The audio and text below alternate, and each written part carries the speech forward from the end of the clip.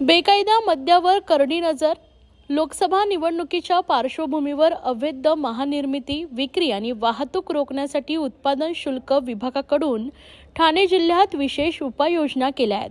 संशयित आणि सराईत आरोपींवर विशेष लक्ष ठेवण्यात येणार असून रात्री उशिरापर्यंत गस्त घालण्याच्या सूचना अधिकाऱ्यांना देण्यात आल्या आहेत.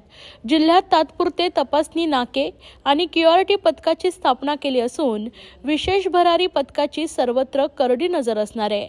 जिल्ह्यातील सर्व किरकोळ आणि खाऊक दुकानांमध्ये सीसीटीव्ही कॅमेरे बसवणं अनिवार्य करण्यात आलंय.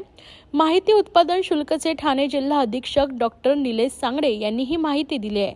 ठाणे जिल्ह्यात शिरसाड फाटा, पडघा टोलनाका, मुंब्रा बायपास टोलनाका येथे प्रत्येक 10 दुय्यम निरीक्षक दर्जाच्या अधिकाऱ्यांची नियुक्ती केली असून या तात्पुरत्या तपासणी नाक्यावर नाकाबंदी करून संशयास्पद वाहनांची तपासणी करण्यात येणार आहे, जेणेकरून अवैध मद्य वाहतुकीवर आळा घालता येणार आहे.